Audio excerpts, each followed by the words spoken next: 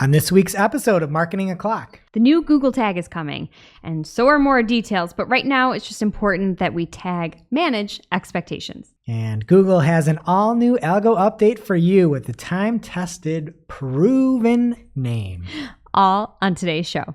Welcome, you are listening to Marketing O'Clock. Just stay tuned. Digital marketing news, but let's get specific. Digital ads, SEO and analytics, social media and more. Pretty much everything that'll make your website perform. With new shows every Friday. We give you the news with sass and puns and definitely hot takes. Thank you for tuning in. You know what time it is.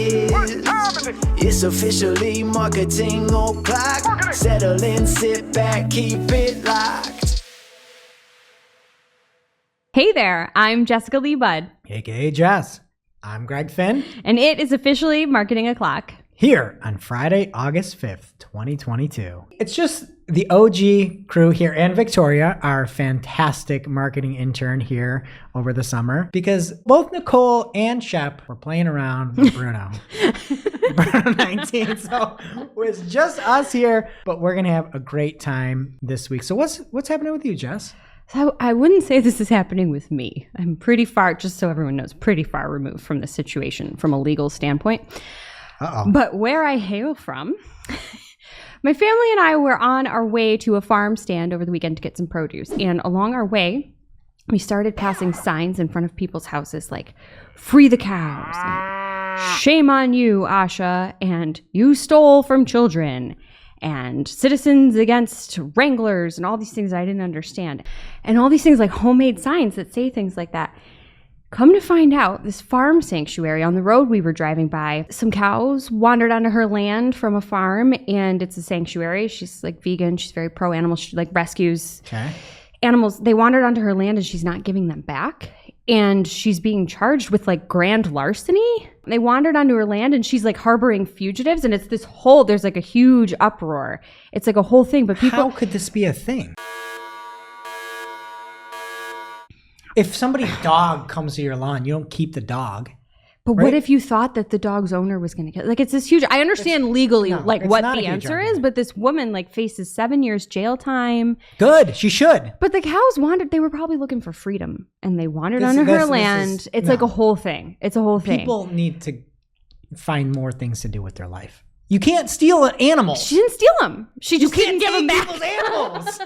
You can't be like, Jason the cat from across the street wandered over here. It's mine now. It's like this whole crazy thing. It's crazy. Like the community it's heated on both sides, as you can imagine. There's been protests. The sheriffs have been involved. And apparently it was going on a lot longer. Like I thought this was a new thing, but she's had these cows for like a month. She removed their ear tags, which is a federal offense. So like I get from a legal standpoint all these things, but she's just trying to be like a nice lady saving the animals. She's stealing other people's animals. They walked there. I feel like I would love to hear community. Let us know. Check the internet, Google Asha Farm Sanctuary, and you will see it in the news if you want to hear the hot deets. But I just was like completely taken aback by all the signage. And then I looked into it. I'm like, oh, there's something serious happening. I was just trying to get ears of corn for a family barbecue. What's new with you? Let's actually hear from Victoria first, because Victoria has some incredible news. A very big life event. Yes, groundbreaking news, Jess. I know we share very similar music tastes. Yeah. But this Sunday, I decided to go to my first ever concert ever. Never been to a concert. Never been to a concert. This is my first concert. Pitbull, Mr. Worldwide, Dade County, Miami, the bottom line. Mr. 305. Wait a minute. While I'm coming to terms with the fact that you and I are not as similar as I thought, I do love a good live show. So how was the experience? Everything you dreamed of? And why did you go? So first off, let's go back in time. You know, elementary school Victoria.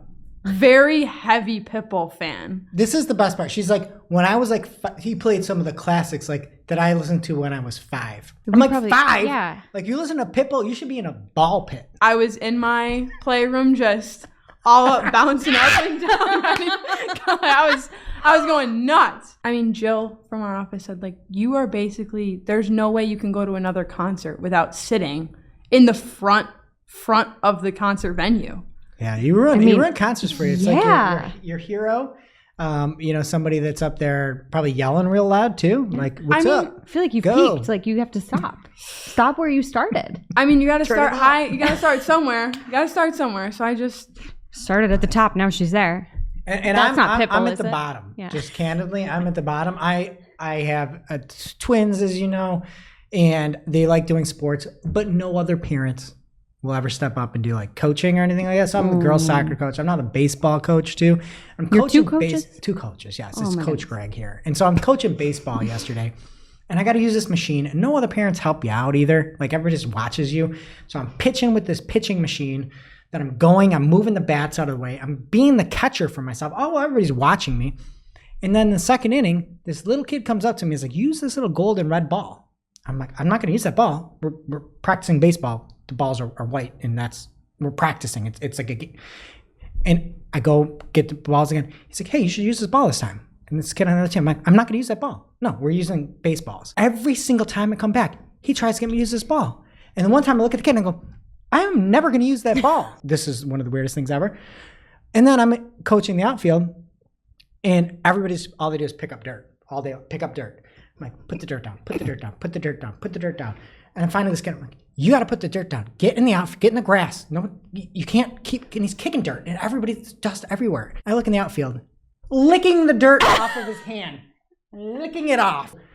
Nobody parents anymore. I mean, dirt don't hurt. But did you ever find Licking the dirt from his hands. sports, baby? Why aren't you playing baseball? Anyway, that's my old fun. That's what I do. Okay, great, Coach Greg.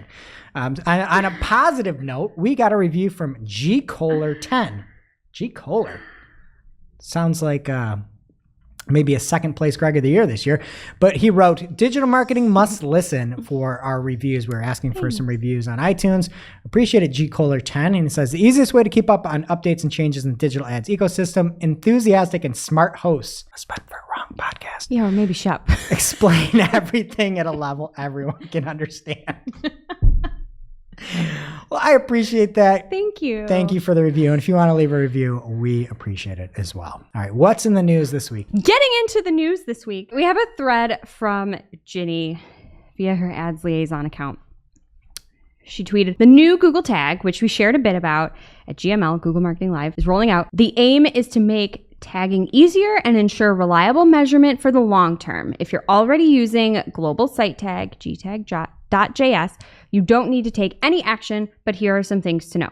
Thread. Google Tag is built on top of your existing GS tag. Yeah, thank you. JS. Implementations, so no need to add new code. Your existing installations automatically become the Google tag. Number 2, there are also new codeless capabilities, so you can set up and track on-page events right from the UI. No developer resources needed. 3, you can easily combine and manage your Google Tag settings from the new Google Tag screen in both Google Ads and Google Analytics. The one code works across both products. 4, stay tuned. Soon, you'll be able to use your existing Google Tag installation when creating new Google products, accounts, conversion actions. No extra code needed, plus more updates to come, including for those using Google Tag Manager. She shared Google's release about it, as well as Nicole Farley's article on Search Engine Land that gave additional context, which was actually really helpful. So just to expand on what the codeless features are from Nicole's article, such as analyzing events, managing the tags from one central screen, and using a single line of code to enable more products, accounts, and features from the interface. And again, to remind you, those interfaces are Google Ads and Google Analytics. There will also be more privacy-safe measurement capabilities and better data quality, increased ease of use. It's still super new, and by the time, the show is actually published versus when we're recording now, there may be more details.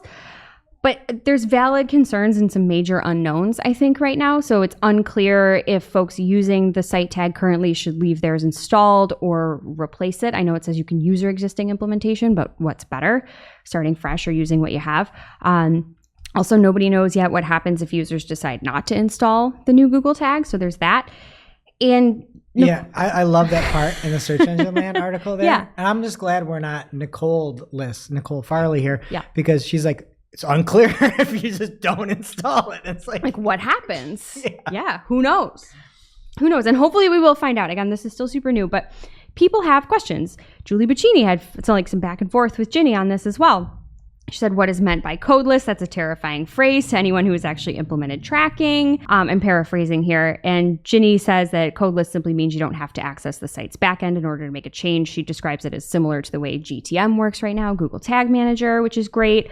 Then Julie says, this is giving me hives. Setting up this kind of thing is harder than it seems sometimes, especially if clients are in there having access, because it's their account at the end of the day. And then Ginny did say you can set and adjust roles and permissions. So again, you can kind of account for some of those things. But again, there's so many unknowns and we're all kind of sweating, just thinking, what does this mean? How are people going to be able to touch this? Codeless or not, you might not be able to break a site, but you could break tracking, right? So I think people might be a little bit nervous, but we'll see. The new tag is set to roll out next week, and Google recommends you add it to all pages on your site, or do nothing, I guess, if you're already using the global site tag, or wait if you're using GTM, because it seems like you can't do much in there.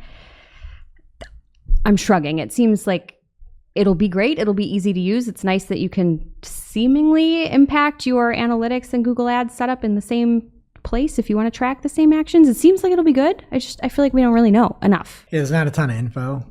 I think if there is a way to just put it, within your basically the entire site, you won't need to have triggers to fire those Google Ads conversion pixels or conversions essentially. So it seems like overall it'll be fine. And I think most people that probably listen to this use GTM and are going to be okay. Mm-hmm. And this might be helpful for people that have to have Google Analytics and have to install it their own, don't know Google Tag Manager. There's a lot of things going on with all the different tracking now. And it would be nice if they're like, well, you don't have to, now you can be upgraded if you're on Tag Manager, you're fine. But I don't know. Yeah, I don't know. The press releases from Google, as we talk about all the time, are useless. Yeah, this one starts with the measurement. Starts with measurement is the bedrock of digital advertising. So bringing up the Flintstones for no reason. I don't get it, but we'll see. More to come. I'm sure we'll report on it, and GTM users, stay tuned. All right. From Barry Schwartz over on Search Engine Roundtable, the 4th version of the Google Product Reviews update is now rolling out. This update, anybody have a guess as to what this Product Reviews update is? I'll give you a hint. The previous 3 versions were called April 2021 Product Reviews Update, December 2021 Product Reviews Update, and the March 2022 Reviews Update. Product Reviews Update. Probably a safe bet to say they'll go with something flashy like Cool Bags Update. Yeah, no, that's it. It's the July 2022 Google Product Reviews Update. That's going to be up for clocks. That's a great name. And this update, like previous updates, according to Barry, will take about 2 to 3 weeks to fully roll out. What's that noise? It's time for Barry's Charts with Greg. All right. And on this week's Barry's Charts with Greg, we've got a lot of fantastic charts this week. And I'm going to start with 2 of the runners up here. One of the first runners up you'll see on the screen right now is Advanced Web Ranking. This is sort of reminds you of the Southwest in the United States. Yeah. But if you look at the end there, they snuck in a Big Dipper. See that at the end, the Big Dipper? I do. Yeah, so that's 3rd place. 2nd place here comes from Cognitive SEO. And again, 1st place was Advanced Web Ranking. 2nd place is Cognitive SEO. I really enjoy this because every single thing on this chart is green except for July 20th, which has nothing to do with the Product Reviews Update. So I love it. I love it, love it, love it. It would have been 1st, but I'm going to need everybody that's watching this to really think about this, okay? Number 1, imagine if you saw this chart from SEMrush, aka SEMrush, and this was an actual roller coaster. Imagine yourself going down this right now. Look at it right now. I wasn't going to look at it. I was doing the audio version. No, you need to look at it. Okay. This would be a phenomenal roller coaster. I don't know if it would work with physics, though. Why? The one little jump in there? Well, some of them are like higher. It's like nice and smooth. No, but it starts with a medium hill, then you go straight up, and you're going to go straight down, and then you get some bumps, and then you end with like a nice smooth drop. It would be a perfect roller coaster. We need Shep here from her Coastercation or whatever. I'm just saying there needs to be a lift hill in there because the 2nd hill is bigger than the 1st hill, and that's not how it works. Didn't you ever play Roller Coaster Tycoon? Yeah, and I would have made this. So thank you, SEMrush. You are the winner for charts of the week. Getting back to a little bit more about the July PRU or product review update, Glenn Gabe had chimed in and said that there is likely going to be some tremors or two with the July PRU. And he said that there could be big tremors. I trust Glenn explicitly. And additionally, if you want more information, Marie Haynes had some good news there. Follow Glenn, follow Lily if you have product reviews and you want to know more. And when I say Lily, I mean Lily Ray at Lily Ray NYC on Twitter. Now it's time for this week's Take of the Week. This is a #fire digital marketing take with extra spice served up for you. We simply deliver the take for your consumption. We give no opinions. We don't influence. You make the call. And this week's Take of the Week comes from Rand Fishkin in a response to Dwayne Brown, at Dwayne Brown on Twitter and at RandFish on Twitter. Dwayne said, Google is saying goodbye to last click and hello to DDA, or data-driven attribution. And had a screenshot from Google Ads. And in case people forgot what this means, Google Ads, which you can choose the attribution in Google Ads, which stays in Google Ads, and you could change it to whatever attribution model you'd like. If you want to see what campaigns are doing a better job prospecting, you could look at first touch interaction, first click. If you want to see what campaigns are sealing the deal, you could look at last, you could look at linear, you can basically change things to see what touches, when you have multiple ad touches, caused the conversion and helped assist the conversion, correct? Within Google Ads. This is Google Ads. Do I need to say it again? Google Ads. Okay. So what Rand said, he quote tweets Dwayne and says, quote, why work hard to create more sales when we could just get credit for sales that would have happened anyway? Quote from Google Ads. It's a sarcastic tweet. Are we having deja vu? He said this before, right? He in the past has said that ads that people would have converted anyway, which there's a point to some things. If somebody's looking for a branded term, I get some of those points. But this is him saying, why work hard to create more sales when we could get credit for sales that would have happened anyway? Dash Google Ads. Oh. Like so Google the message Ads is coming from Google Ads, not Rand. I mean, it's not. It's coming from Rand. But Rand's he's pretending playing Google Ads. Okay, I take it back. Yes. You want me to redo that? Nope. Okay. That's helpful So for he's people. saying, as Google Ads, it's a sarcastic tweet. Yep. Why work hard to create more sales when we could just get credit for sales that have happened anyway? He is so far out of his lane. This is an insanely bad take. He doesn't know anything about. I don't understand what his dilemma is with trying to talk about ads. He has no fundamental understanding of what an ad is. He hates them though. Hates them. This is credit for different ad touches within Google Ads. If there's one conversion, Google Ads has to report the one conversion. It came from Google Ads. They're saying which touches get the credit for it. It's all within Google Ads. You can't see this if you're not running Google Ads. Google Ads drove the conversion, and it's just which touch point was the most impactful for DDA. They're not saying the sales would have happened anyway. It's saying what touch point should get credit. What is going on? Why is he talking about ads so much? Why do people listen to him? He does a lot for SEO, does a ton of great stuff for content. There's no understanding of how ads work. I don't understand what his crusade against it is. And I'm not a big DDA. I mean, it's fine here. I don't like it for GA4 like I talked about. I just don't understand. This makes zero sense. Like, why is he even chiming in? Stay in your lane, bro, type thing. The quote has nothing to do. This has nothing to do. I don't know words for how stupid this is. I know. So anyway, Roy Steves hops in and says, our testing shows DDA actually devaluing brand clicks, which is actually a good thing. The motive is to focus on the high funnel, low value inventory, but it actually aligns with client goals for once. And I'm usually the first to call out the greed. Perfect. Yeah. If you prospect somebody and you pay a premium to get somebody searching for a query and then come back and search for your brand, good. DDA might help that. And Mike Ryan jumped in and says, this feels like a cheap take. So for anyone looking for a fair statement, attribution does not equal incrementality. Messed that up and I'm not fixing it. Period.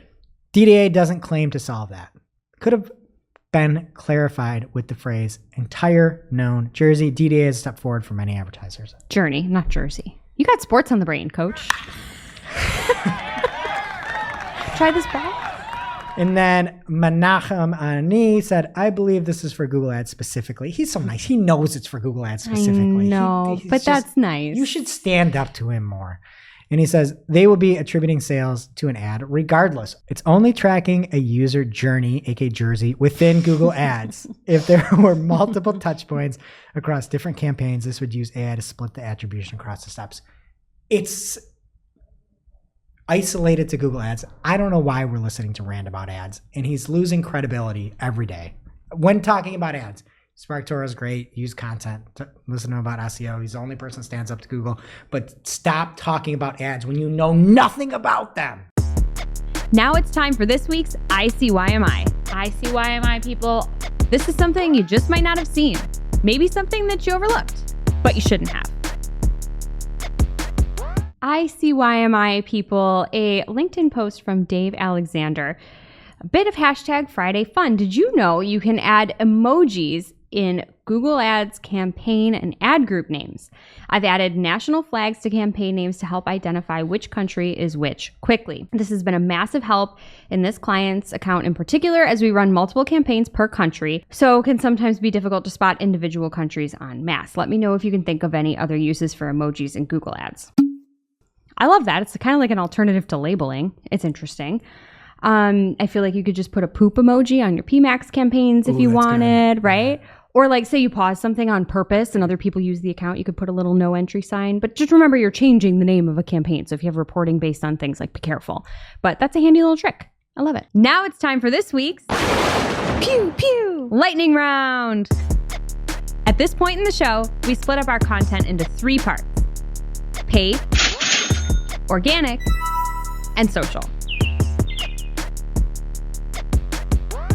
All right, first up in the paid universe this week, from 9 to 5 Google delays when Chrome will phase out third-party cookies to 2024.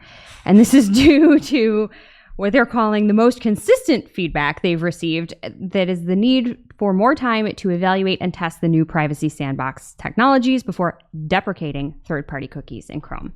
In the short term, the privacy sandbox trials will expand to millions of users globally, and it sounds like you're going to get a prompt to get the basically to have the option to be part of that test. So, in other words, just keep baking. The cookies are not done yet. All right, next up in paid here from PPC Greg at PPC Greg on Twitter. He says, expanded text ads were flagged for copyright infringement. He opened up a case and proved that they were just being used as the city name. Example, Corolla, North Carolina. So he's got a screenshot from Google, and they said, we determined that your ads or extensions comply with Google Ads trademark policy and have taken action to address the underlying issue. What you need to do is make an edit and resubmit your ads. The edit can be minor, like adding or deleting a space. If you experience issues resubmitting your ads, please contact us for further support. What? Mind you, this is for ETAs. And PPC Greg says, the legal support team knows we can't edit ETAs, right? Here's my answer. Wrong. No. No, they have no idea. That trick does work in general, like on Facebook ads too. Yeah. If you're ever if you're not able to push an edit through, just try it and then change it again. Only if you can edit the thing. No, that's like a big deal. In what might come as shocking news to the PPC community, Google Ads revenue is up, ladies and gentlemen, and Microsoft too, for what it's worth. Parent companies for both platforms announced their earnings for the last quarter earlier this week, and Google search ad revenue went up from, these are millions, 35.8 million to 40.7 million, an increase of 13.5%. Microsoft Bing search ad revenue increased 15% as well. Mr. Barry Schwartz noted in his Search Engine Roundtable article that while Google keeps making insane money, there may be a slowdown. So these are increases, yes, but last quarter revenue was up 22% quarter over quarter for both Google and Microsoft. So up still, but not up by as much. So take it for what it's worth, folks. All right, and next in paid from Julie Bacchini at Neptune Moon on Twitter. Ever heard of her? She says, more shady stuff from Google Ads. It's recommending that I, quote, remove redundant keywords. See what it says when I click on The see why this is recommended for you. It wants me to remove my exact match terms and leave phrase, even though redundant is supposed to be identical. So in the example, it says, make your account easier to manage by removing redundant keywords. And when you click on see why this is recommended for you, you then see that redundant keywords are close variants of higher performing keywords. Removing these redundant keywords help you manage your account more easily, doesn't negatively impact your performance, and still allows your ads to appear on the same searches. You're seeing this recommendation because you have redundant keywords in the same ad group that have the same destination, bidding strategy, and match type. And then Julie says, except it is recommending that I remove the exact match term and keep the phrase match term. In what world are those two the same destination, bidding strategy, and match type? Pretty shady Google Ads. And it is. And weirdly enough, they're saying to remove the more targeted term. Shocking. Shocking. There's more tweets about this, too. Sarah Stamen said, my coworker had an account where she removed redundant keywords. ... Safe, right? It deleted the ones with conversions. Again, they're saying it's supposed to be higher performing, is saying, and there's no such thing. They choose the one that's going to get them more money. Somebody should look into this. There should be lawsuits. Revenue is up, Greg. Should we keep the oh boy train going here? Yeah. Back to Julie. Hey, at Ads Liaison. Has there been a change in the last week with regard to conversion actions? Looking in an account now, and things that were not set as primary conversion actions now are, and they are BS actions, like page views. She's got the receipts, Real Housewives. She says, seeing new columns, at least new to me, called results and results value, where it is showing conversions, but also website page views. She said, turning these off now, but what the hell? I don't know what the hell. I checked my accounts and I don't see them, but it's not just Julie. Amalia Fowler has these as well. And she had a client accuse her of trying to inflate metrics because they were in the account. This is a mess. This is a mess. I'm so scared right now. There should be a toggle to be like, this is professionally managed. Leave it alone. That'd be that if you actually want to do something. That's nice. Like a setting in Google Ads? Yeah, why wouldn't you do that? Yeah, that's great. You don't need to add page views in here. That's insane. It's like the last thing I want. Convert or die. I mean, don't die. All right. And from Mike Ryan, at Mike Ryan Retail on Twitter. Ever heard of him? He has a tweet thread from SMEC, his company, Smarter E-commerce. That's just the acronym for it somehow. It's not really even the acronym. It should just be SE. Yeah, I mean, it's SMEC. Anyway, Mike I like says, to say that. there are many strategic analyses of Alphabet's Q2 earnings, so I'll be really practical. Are clicks growing, and what is this costing me? He has a big thread, but he's got a TLDR that mid-click growth is sustained at high prices, and the bid and inventory environment fully controlled by Google. Check your profits, which I agree with. He just a couple things that I thought are, you need to go find this thread, but he talks about the fact that CPCs are being flat, that is indicating unit costs are still higher than pre-pandemic, and notably higher than during peak pandemic, although growth and volume have slackened. And with 90% of bids running through Google automation, it's unclear how CPCs might cool down. In theory, smaller budgets and more conservative ROAS targets could support that by creating an ad inventory surplus, yet new campaigns like PMAX encourage inventory expansion. If you're doing paid search, read this thread. And the biggest takeaway, it's criminal that Mike only has 842 followers. We should get him to 1,000 now. This is the problem that's going on, and he's articulating it with facts. And it's like the point on smart bidding and PMAX, there's a reason there's a big push towards smart bidding. And there's a reason that with PMAX, you have no control over everything. You're going to be bidding on competitors, things you've never done before, bidding on your own brand, bidding on things you never would want to, and you're just adding more competition to everything. It's fantastic. He's got all the numbers. Mike, you're the best. We're going to move away from Google for a second. And I need to get this close to my face again. Yes. So just give me a second. I have a thread for you, ladies and gentlemen, from Rocklandic. Apologies if I butchered your name. It's at Rocklandic on Twitter. July 2022 Facebook ads performance review. July is usually when performance starts picking up after a slow May and June. This year, month-over-month ad spend went down by 15%. Month-over-month ROAS went down by 10%. It was all kind of fine until the night from July 20th to 21st. What happened? Okay, so the obvious happened, the Instagram update. Every IG video is now a reel. Facebook home screen or news feed has more AI content. The result was a huge drop in conversion rate. There are 12 tweets in this thread. You can read through them. Really interesting stuff, but some highlights. Lower AOV ad accounts, less than $50, suffered the most. We're working hard with all the brands to help manage to help raise AOV and improve conversion rate, retention, all of that we can work on. You should all focus on that. I love that little shot in the arm. Let's all just try to do better. High spending ad accounts, 30,000 plus per day were the most stable. Go figure. It's not Rock's first rodeo either. He notes that after every significant update, performance usually picks up in a couple of days and that this time it is different. So again, folks are struggling. And there's way more detail in the thread. I encourage you to read it, but this is the lightning round. So in closing, he says that Meta and Meta for Business are still heavily updating the platform, both front and back end. This was really interesting to me. He said, in our office, if we open our business managers or even just our Facebook home screen, everyone's looks different. So clearly they're still testing things. Who knows what's going on? And he even says, what does this mean? TBH, I have no idea, but there's a lot of macro and micro factors that are in play. As far as what to expect, no idea there either, but I just love this. Work on your fundamentals and you can't miss. So prayers for everyone and just try and do a good job. It's a really tumultuous time, but if you're feeling that, you're not alone. Just communicate with your clients or your higher ups, whatever you got to do, but you're not alone. Want to end on a high note? Yeah. Okay. Please.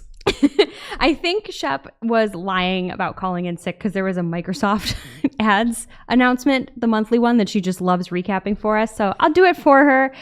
Everyone loves the monthly list of 95 new things. Most important this time around is automotive ads, which have been testing since last year, are now rolling out globally. So really exciting if you're in that space. They're also piloting vertical ads in areas like travel and financial. And I don't mean vertical like orientation. I mean like industry specific. They're describing these as different for each category or industry, focusing on information that a specific consumer is looking for and providing it in an engaging, easy to read format. Pre-click and with images. So cool things to come, it sounds like. Some other updates, the Microsoft Audience Network is available globally in 64 markets. There's dynamic remarketing coming for travel, automotive, and events. There's new bidding options for video. They're testing automated bidding across the Microsoft Audience Network, data platform integrations for customer match. There's new ones of those, expanded audience targeting in new markets. Smart campaigns are expanding to new markets. Get excited. And there are updates to the reports in platforms. You can check out the full article for more details, but big news for our friends in automotive. Greg, what's happening in organic? Well, in organic, the one and only Jennifer Slag at JenStar on Twitter has a recap of all of the updates to the 2022 Google Quality Rater Guidelines. She is known for breaking this down quite well, and she says that there are big YM, YL, your money, your life updates in the document. I'm gonna read a couple tweets from her, just again, the biggest changes from this. She says some of the more interesting changes is Google is detailing there is a your money, your life spectrum for raters. A page isn't always a yes or no, whether it comes to whether it is your money, your life or not. So you can have, which is kind of weird. Like this one's a 10. Like I trust this one. This one here, it's like a 6. Like, hey, you know what? Your life might be okay. You know, it's like might be all right. We can all aim for a 6. Yeah, I'll say. She also said Google has broadened the definition of what is a your money, your life topic. This goes in greater detail than what we've seen in their previous categories, and that Google is really emphasizing to raters that just because a page is on a highly respected website, it doesn't give a web page on that site an automatic high quality rating.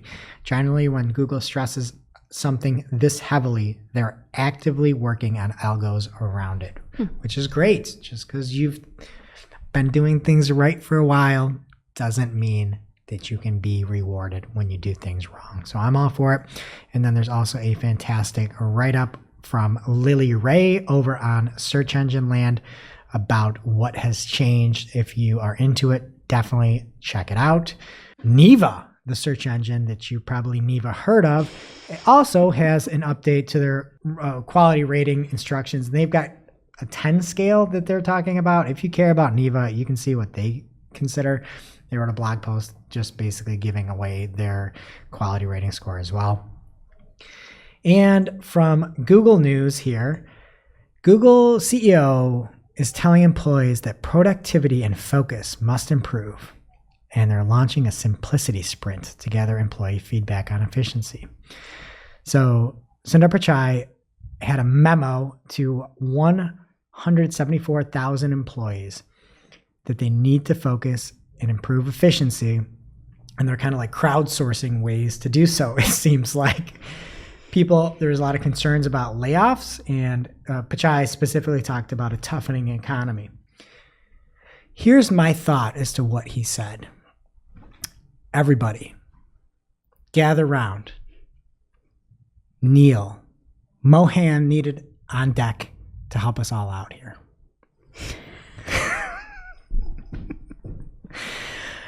In actuality, he didn't say that. He said, I want to give some additional context following our earning results and ask for your help as well. He said, it's clear we're facing a challenging macro environment with more uncertainty ahead. There are real concerns that our productivity as a whole is not where it needs to be for the headcount we have. It doesn't sound good. Be scared. Little Finstradamus hat right now. Love when you wear that hat. Okay. Pretty nice, right? Yeah, usually works. I think that the results from the simplicity sprint might be talking about going back into the office. Google's made those pushes. They've got huge real estate holdings. And do you think that the actual results will ever make it out? Or do you think that people are more productive when in the office? I mean, no one is more productive at home. I'm sorry. That's what the results are going to be. They're not. Finstradamus out. And there are people that can work really well from home. I'm not one of them. I suck from home. Mark from the show. Mark is one of the best people I've ever seen working from home. Crazy. Yes. But we're not talking a person. We're talking people. Right. And many people listening are like, yep, I work from home and I'm great. And you are. You are. There are lots of people that suck working from home. And I am the epitome of it. Yeah. We require a collaborative environment. That's just who we are. Yes, Some people are not different. a home. No. Mm-hmm. So that's my guess is that's what's going to come out of this. And there's probably going to be more hybrid-y, less work from home-y stuff coming from Google. But we'll see if I'm right or not. All right. And from Microsoft Bing Development, they shared a post from Barry Schwartz, power listener of the show, saying, we're always testing. And Barry had found something that there is a search test and new feature. If you see something you like, you can click on the feedback here, and it's basically about trending for Bing. So Barry had a couple of screenshots from somebody that caught it in the wild. And if you want to see what some of the other searches are happening, you can see expandable menus, trending videos. It's just a bunch more. I don't know. There's a bunch of stuff coming to Bing. So check it out over on Search Engine Roundtable. And next up, from another power listener of the show, Hillary Quinn at Proximo Webs on Twitter, she says, from being the first result in Google organic results to a featured listing that answers the question immediately is resulting in less clicks. It's my own small website of 37 pages. But you can see this example. The impressions when she got to that featured snippet jumped through the roof. It's maybe close to double, but a little bit less than that. And what happened with the clicks to Hillary's beautiful website? To the floor. The ceiling to the floor. Is that what Pitbull says? No? Flow Rider? Okay. The roof is on fire. Oh, he didn't make that up. I'm sure he did. No.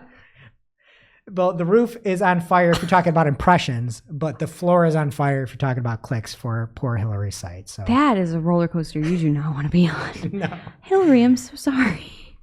All right. And in other acquisition, I guess it's not acquisition news, it's just investment news.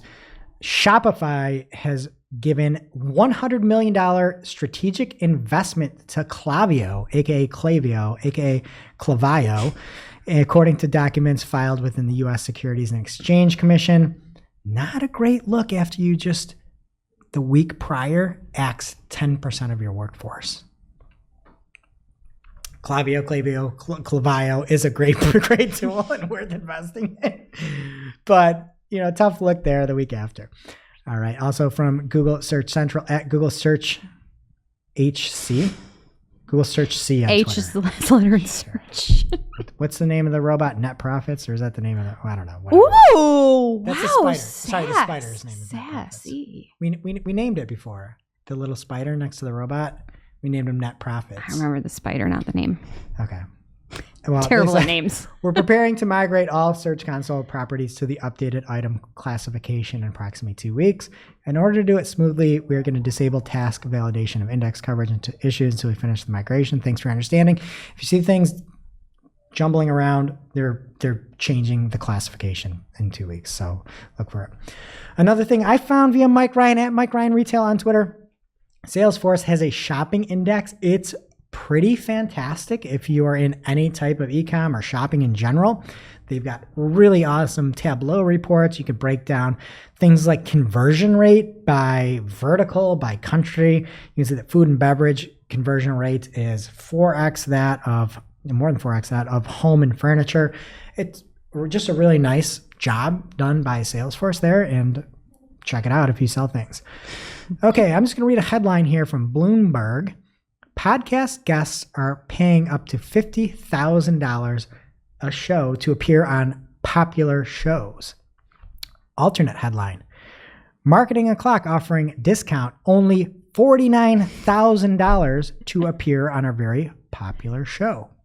Come sound smart and enthusiastic with us. And that's it in organic. What's happening in social, bud?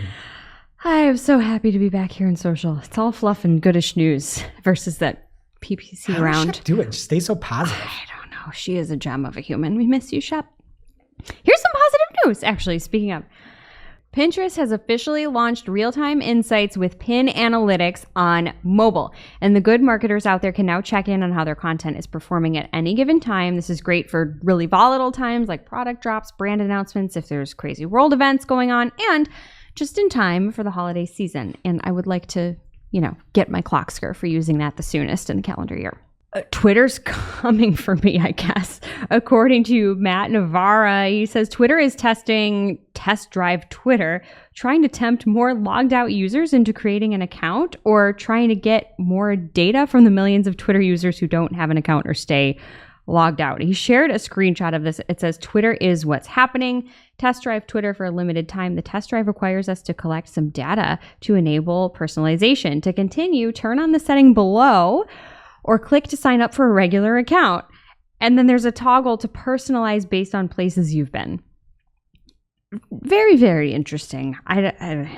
So you're just going to basically let Twitter collect data from you offline? I don't want to misspeak, but that's what it sounds like to me. Or trying to get people back on the platform, maybe to fight those numbers. Whatever.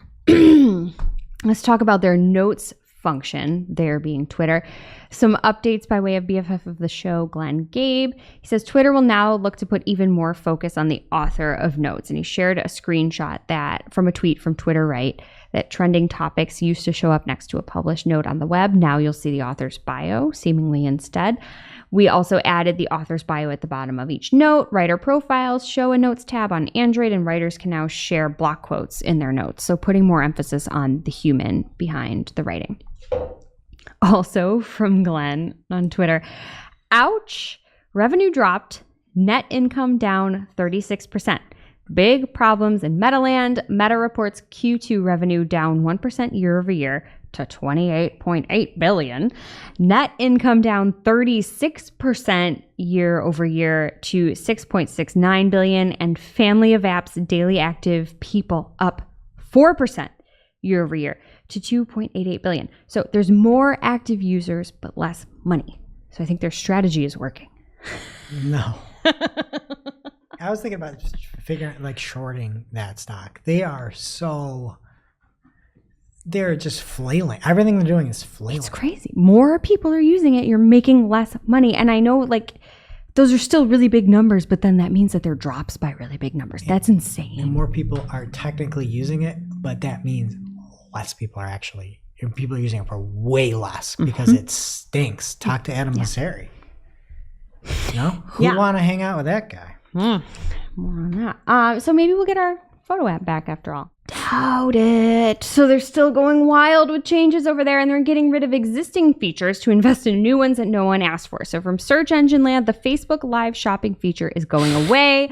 Live shopping allowed brands to connect with buyers, but Facebook thinks there's more value in short form videos and is shifting focus to Reels. Oh my gosh. There's just revenue's down. Let's just kill off everything that was actually useful for people that spend money on your platform. Just in time for the heckin' holidays. I'll say it twice. After October 1st, you will still be able to broadcast live, but not as a shopping event. So RIP to those folks. More meta news from The Verge.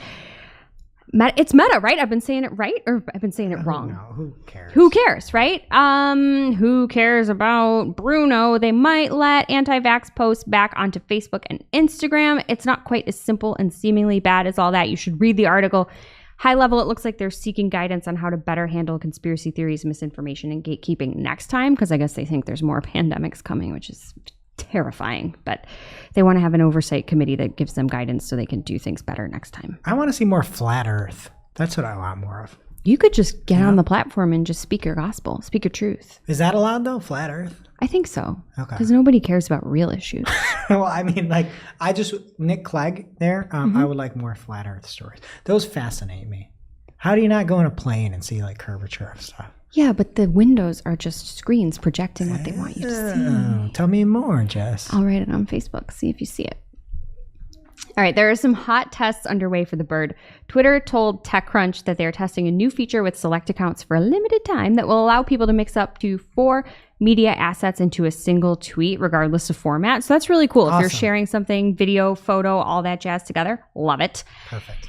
And according to Search Engine Land, Twitter is also continuing to test the edit feature on a limited number of accounts. Jane Mansion Wong found that when you edit a tweet, the original one doesn't go away. A notification pops up that says there's a new version of this tweet just below it, and the new edited tweet is then shown above. Her beautiful example is "Goo morning," and then she edited it and it says "Good morning." So, love to see it. That's it for social. Goodbye.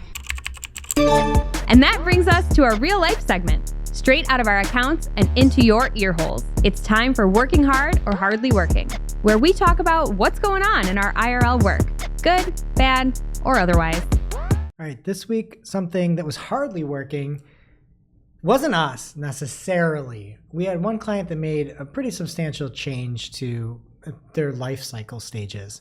And they changed the way the lead was calculated, a marketing qualified lead, a sales qualified lead, and opportunities. And we were running ads. It was a month after we started with this, but it was a pretty fundamental change. And what we saw was a big drop in sales qualified leads and opportunities. And so we started looking through this, and Victoria did a great job doing a deep dive. We basically said everything else on the ad side, like the generation of these leads seem good. The leads are still there. We're just seeing a big drop off in essentially the quality of leads or alleged quality of leads. So we went through and we looked at not only for these 2 months the change was kind of in the middle of 1 month. So we looked 2 months post or pre and then 2 months post change. And we identified a lot of these leads that just due to the ideal client profile or ICP, it didn't make it through based off of a few different things where it did in the past. So that's one thing just in general, if you're looking at that and you've got a really complicated sales funnel or journey, if there's any change in that at all, in any of the classification or any way that things are scored or weighted, it can be really detrimental. So we went through, we pulled out all these leads that were just stuck in the lead stage, didn't progress at all, and said, we need to double check these ASAP and actually see if these are SQLs, because these would have been in the past. And just right now, they are not making it there. And then we went back and looked at the previous 2 months and said, these ones that were in sales qualified lead or opportunity phase shouldn't have been probably, right? So we kind of were just showing like the reality of things where things were getting stuck. And it's important to not just take everything. You need to look at the data, especially when there's like granularity. Working hard, data and communication. Absolutely. Speaking of data, New to me. In GA4, I was building a segment and the filtering criteria included a is one of, which was like a way nicer thing to do versus a regex. But hardly working is that it's not available everywhere. So hopefully that will change, but I loved it where I had it. And now for this week's Cool tool. As a reminder, our Cool Tool segment is not an official endorsement or paid mention. We're simply sharing something we found in our travels that may be of use to our listeners. And is really, really cool. This week's Cool Tool helps you fake it before you actually make it. And it's Media Modifier, which is a mock-up generator that enables you to quickly visualize your ideas using templates. It's great if you need to illustrate an idea for approval, but you don't have a lot of time or, say, design resources at your disposal. We're talking templates for everything from Instagram profiles, you can see the grid there, Facebook carousels, even different device screens if you want to show, like, say, a website or a landing page mockup. And if you work IRL, they've got templates for you too, like mugs, greeting cards, t-shirts, Greg, you can go wild. And the best part is a lot of these are free to use. So shout out to Maggie of our Cypress North team for finding this one and using it to mock up an Instagram account for a client. Really cool. Again, that's Media Modifier. We'll have the link in our newsletter as well as on Discord. So pick your poison and check it out. Now it's time for our must-read marketing article of the week. An article so advanced, so in-depth, so detailed that we simply cannot cover it in its entirety on today's show. This week's must-read marketing article of the week comes from CXL. And the name of the article is Call to Action in Writing, 7 Powerful Examples by Josh Christensen. And Josh kind of buried the lead. There's way more than just 7 powerful examples in here. He's got a bunch of great information about trying to use more imperative words like get, learn, start, explore, click, find, order, which actually work instead of being more on the passive side. Other ways that you can leverage power words to build excitement, like deadline, instantly, quick, cow thief, reduced, things of that nature. You can also create a sense of urgency to inspire immediate action, use a mystery to generate curiosity, back up your claims with social proof. A lot of that kind of book about persuasion from Robert Cialdini. I don't know how to pronounce his name. But at the end, there are 7 impressive calls to action IRL that Josh from CXL has. And he also talks about why they work so well. It is absolutely must read. Thank you, Josh. Now onto our playlist of curated songs to work to, which you can find over at playlist.marketingoclock.com. Greg, what is going on the Marketing O playlist this week from you? Honestly, if I knew anything about Pitbull, I would pick one of those songs for Victoria there. But I'm going to go with Shuffle from the Bombay Bicycle Club. I don't know what that is. It just came across my Spotify and I liked it. Oh, but you have heard it. Yes. Okay, that's I don't know important. what Bombay Bicycle Club is. Sounds like a wild time. And speaking of, I am going with the Saul Williams cover of Sunday, Bloody Sunday. Whoa, the poet?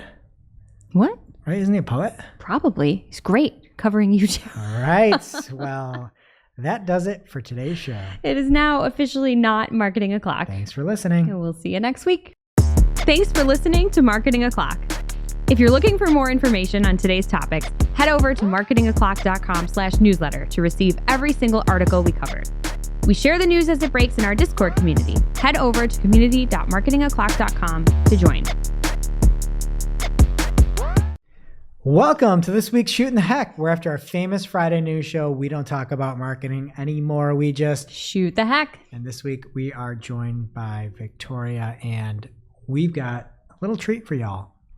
Everybody's favorite game. Chef can't ruin it with her ideas and her things because she's not here, obviously. So we're going to play everybody's favorite game, Travel Buddies. Oh, no. In this game, there's one right answer, and you're going to travel the globe with one of these people. And Victoria and Jess, you have to combine on the answer, try to guess the right answer. So first up, I've got little categories. It's called Music Mania this time. Ooh. Okay, so somebody that is a super fan of Bon Jovi or somebody that's a super fan of Poison.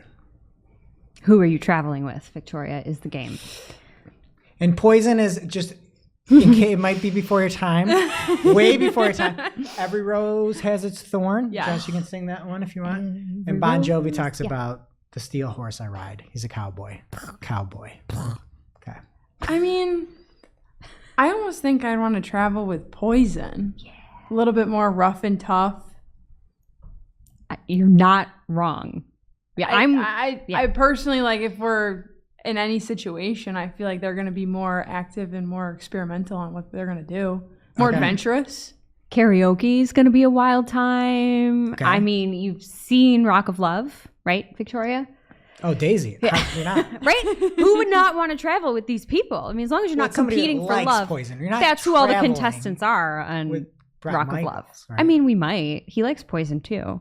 I mean, Bret Michaels loves Bret Michaels. Depending on what kind of Poison fan you have, you could be traveling with Poison at that point. All right, You so could what- even is that bring your final Poison. answer? Yes. Yeah. Okay, let me look up and see what the right answer was. You barely missed this one. Bon Jovi is what happened. No, listen. I'm gonna read the answer here. Okay, the person that likes Bon Jovi is gonna be the most annoying person ever. You've got that right. However, you forgot about the fact this is a super fan. This person is going to be rocking the horse hair and the bandana everywhere you go in homage to Bret Michaels. And it's going to take forever. You're never going to get anywhere. And it's going to be a bad decision. But everywhere you go, you're getting let in VIP because they assume it's actually him. No, you're wrong. You're never going to get anywhere. He's been doing his makeup and putting his hair on the whole time. Me too. Well, you're 0 for 1. Okay, so next up, we're going to keep it. Whatever. We're going to keep it here. This is called facial foliage. Okay? So are you going to go on a trip around the world with somebody rocking an ironic mustache or somebody rocking an ironic goatee? What kind of mustache? Yeah, we're talking An ironic mustache. A handlebar one or a curly one? Not curly, just an ironic Like a mustache. dad Like a Tom shape? Selleck-ish.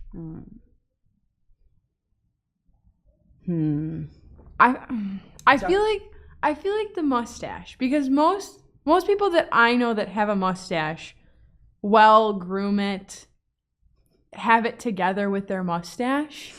As wrong as that sounds, Okay. but like, and sometimes the beard's just all over the place. So I'm gonna go with mustache. All right. Well, I have to side with her because you're going to tell us we're wrong anyway. No, there's an answer to this. I feel like if I'm being true to myself, the goatee is less maintenance than the mustache. So to your point about Bret Michaels not getting out of the room, but I'm still going to side with Victoria because the mustache looks a little bit more sophisticated, ironic or not, and we'll go to higher class restaurants and have Okay. good food. So let me check the answer here. So the positives for the mustache are that you might actually think that that person's foreign and not be treated like a foreigner. So you've got that going for you. But you're actually incorrect because if you go with somebody with the goatee, they might mistake them for Guy Fieri and they might let you into a lot of other places that you would normally not get to. As long as the dress code is appropriate. How many people do you know who have a goatee look like Guy Fieri? Everybody with Oakleys, at least. Everybody. Everybody. Have you ever, it's got close to 100%. Right? I don't know anyone with a goatee. Okay, well, maybe I'll get this next one. You're 0 for 2 so far. We This always is called will be. the candy corner. You're going to go across the globe, and you're not going to eat any of these. You're just going with a person that their favorite candy is Skittles or somebody whose favorite candy is Raisinets. Oh, Raisinets. What an interesting person whose favorite candy is Raisinets. Victoria? I feel like I'm going to have to go against you with this one on the Skittles. They're a little bit weird, quirky, may have an interesting time. Unless you're going to Amsterdam, you don't need to taste the rainbow. Wow. Wow. We have to pick one. Okay, I'm well, just trying to pull you onto my side here. I don't know. I don't know if I can. I've never had a Raisinette. What? I've never had one. Live on the air next week, folks. Raisinette tasting? Yeah. Yes. What a dumb thing to do for an audio program. You know what else is really stupid? The chocolate covered peanuts at the movies called goobers. Like, who wants to eat a goober? Okay. This guy. Okay. So what's the final answer? No, you're supposed to tell us which answer is right or wrong. No, I'm not. You can I'm still team go 3 for 2 today. So I'm Team Skittles. I'm Team Raisinette. You're right. gonna have to pick. you here. have to decide. I need an answer. The thing is, he makes us be on one side so he can pick the other answer. It's just True. I mean, if I could try some Raisinets, maybe tomorrow, maybe Friday, I'll side with you on the Raisinets. Okay. So right. you're saying Raisinets? Team Raisinets. The Thank you, correct Victoria. the correct answer. Let me just find it right here. So The correct answer is actually Skittles. this is infuriating. Victoria would have had it. No, she wouldn't have. Because the person with the Skittles likes different things, different flavors. They're going to have more availability to do different things. They're like, oh, you want to go scuba diving? Cool. Okay, that's fine. That's like an orange Skittle. Oh, you want this? It's like a sour apple back turned lime Skittle. They like different things. They're going to be, you Raisinets, you're sitting there, you're trying to be healthy and you're like covering in chocolate. No, it's the Skittle person. Skittles the all rainbow. taste the same, and Raisinets have 2 flavors: Take it back. chocolate Take it and back. raisin. Take it back. I'll flip this table. All right, next up. This is called, actually, we're just going to go right to the last one here, okay? Here we Can't go. wait. This is a first time for everything on this. Maybe we'll win. You're taking an actual person, and I'm going to give you 2 choices of people to bring. I hope we don't know them. The first person, Adam Sari from Instagram, who really digs in when there's a problem. And the second person, Neil Mohan, out of YouTube, and most famous from the YouTube short where they announced NFTs on YouTube and 5 other items in under 59 seconds with his close-up face. Where are we traveling to? Because I need to know if shorts are appropriate. I need to know if we can wear drawstring pants to this occasion. Yeah, can we wear pajamas? Like, this is an actual person you're going with. So you have some insight into these folks. I don't really want to travel with Adam Sari. He'd be shooting videos the whole time. Okay. I was gonna go against and say Adam. You want to travel with Adam? You want him in your face in the morning, waking you up? I mean, early bird gets the worm. If you're up and early, you're usually way ahead All of right, I need things. a final answer. You know Are you going what? to get this wrong? You can't afford Which to one lose of this them likes Raisinets? I'd like that information. Gotta talk to them. It doesn't matter. I think There's no I Raisinets think and no Skittles. I think Adam likes Skittles. Adam does So not what- like I need a Skittles. final answer. Jess, you can do the final answer. Remember the Skittles. Yeah, I remember when I did your favor. I say you want back. So we're traveling with Adam. We'll travel with Adam. We'll travel with Adam. It'll make Shep happy when she listens to the show. Okay. So let me just, again, check the answer here. All right. So the positives of going with Adam Asari is he could do something horrific. You could do something, you could commit a major crime during your travels, and he'll just brush it off like it's nothing. Everybody will be outraged. All the police will be outraged. He'll brush it off like nothing, like Instagram. That's the one big plus he's got a good going. thing. Yeah, But that's just our guy. Think Yeah, about yeah. this. So that think he's the about winner. this. Yeah. No, he's not. The winner, unfortunately, lost 0 for 4 is Neil Mohan, because think of the memories you're going to get. Every one of those photos, you're going to be in the background. You might see like a little hand there, and Neil's face is going to be right up on that picture, and you're going to have memories to serve a lifetime. And I like the fact that you're like, Adam Massari's one up close. Have you seen that short from Neil Mohan? The thing that I'm so obsessed with in my life. Nope, it's Neil Mohan 100% of the way. You're 0 for 4. I think this is a biased answer. I think Greg just favors Neil over Adam. He favors You whatever could've we picked don't it. pick is the You rule. had to pick. No. There's an answer. Victoria, Okay. you Nope, have no this is idea the why history. It's everybody's favorite game. No. And I appreciate you all, and we will see you next week.